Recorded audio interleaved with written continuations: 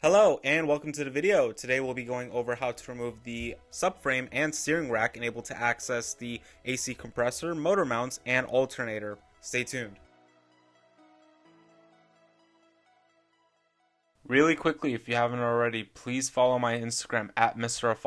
I post there frequently, and I also run polls to see what everyone thinks about future mods, future ideas for videos, and etc. Not to mention, I have a ton of sneak peeks on what's to come with the build. Again, that's at Mr. Now back to the video. So to give you guys a little bit of a backstory as to what's going on over here, I've noticed a while back that there was some sort of weird rattling noise inside my engine bay. And I had no idea what it was. I thought maybe my car had some sort of engine knock. Thank God it wasn't that. In fact, it was the AC compressor. So my AC compressor was making a horrible rattling noise. No idea why, maybe because it was old, but we'll find out later in the video as to what was going on. Which meant my car wasn't charging its starter battery. So here and there, I would actually get stranded in certain spots and I would have to jump my car, which led to more problems. So we ended up ordering a AC compressor, an alternator, and while we were there, we also ordered a pair of motor mounts. You're going to see the before and after on the motor mounts in this video. That was a crazy thing to see. Nevertheless, now that we're here, let's go ahead and focus on removing that subframe and that steering rack.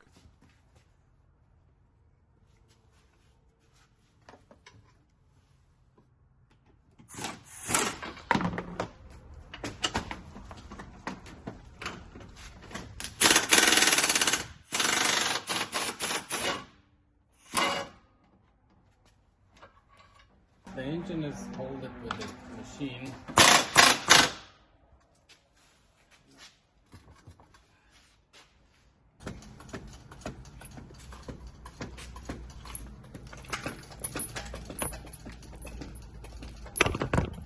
Stop.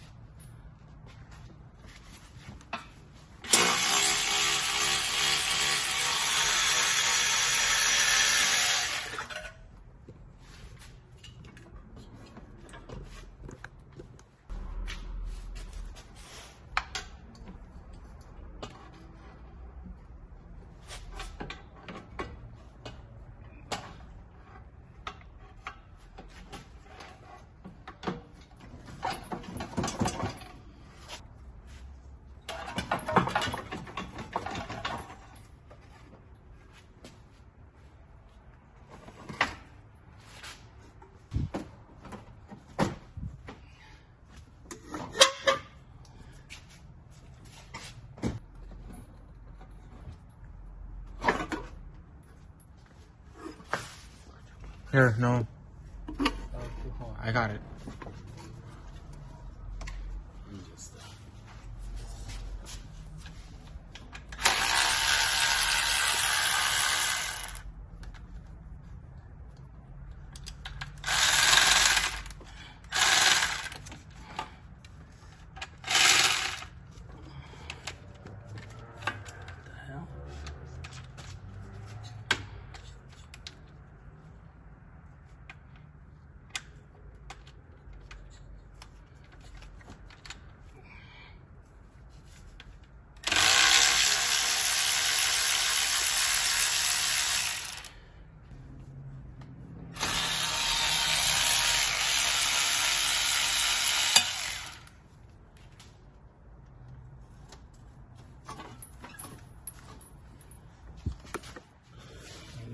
It down all day.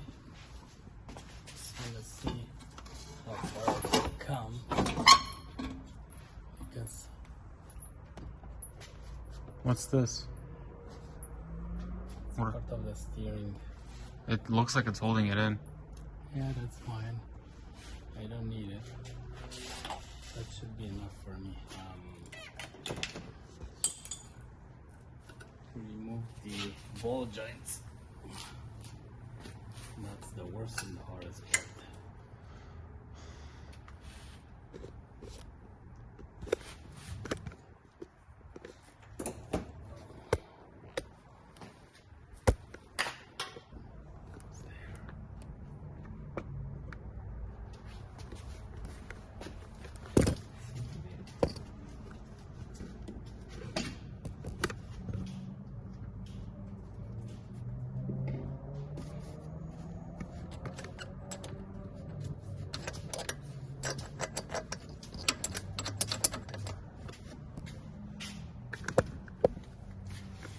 Over here, Dad's loosening the tension up on the crank pulley and supercharger pulley belt. Once we remove that serpentine belt, we're going to remove the belt that basically drives the AC compressor, alternator, and other stuff as well. Once you have successfully removed the serpentine belt that is driving the alternator and AC compressor, you can go ahead and remove the nuts and bolts that are holding those to the engine, and you should be good to go. What is that? It's the compressor. This is the compressor.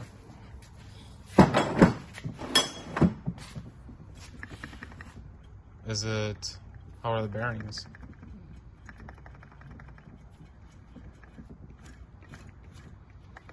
It sounds like the noise it was making. Yeah. Do we have to tear it apart? No, I just want to see how much oil is in it. Oil? Yeah.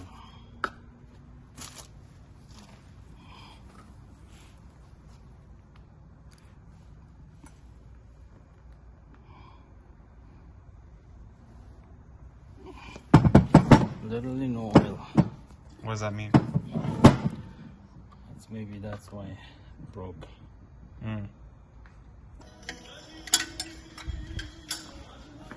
What is 1658?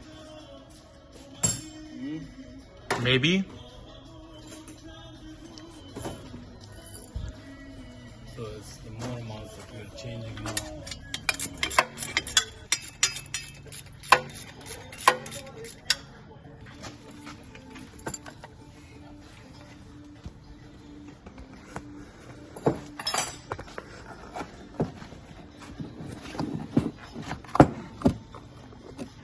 Are they squished? Collapsed. Wow. They call it collapsed. What's it supposed to look like? Put the new one in.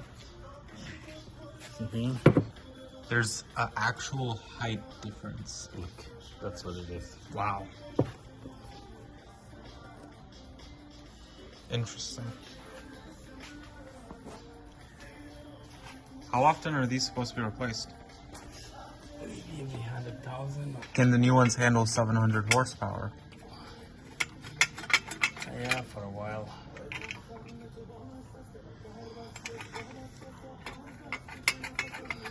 Don't let it turn, okay?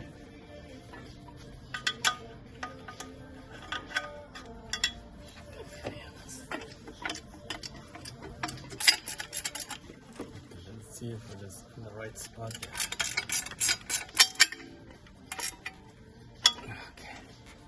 As we were putting the motor mount back onto the car, we realized that it wasn't really sitting right, or something wasn't really right with it. So we went ahead and undid the bracket that it's mounted to.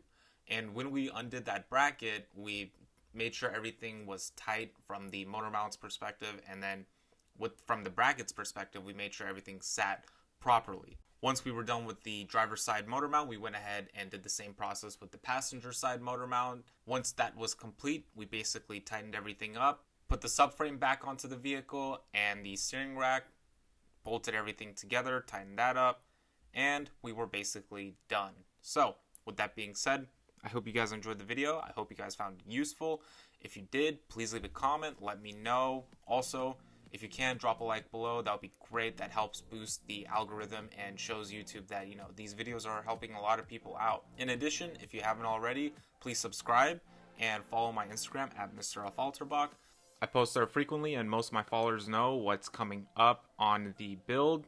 My next video, I'll be showing you guys how to replace the BCM. After we replace the alternator and we clear the codes, the red battery light was still in my instrument cluster, and honestly, we literally had to do a lot of stuff. So the next video, I'm going to be showing you guys how to replace the BCM, and after that, I'm going to be showing you guys how to replace the fuse that was actually not allowing the alternator to charge the battery. With that being said, I'll see you guys in the next one. Thanks for watching.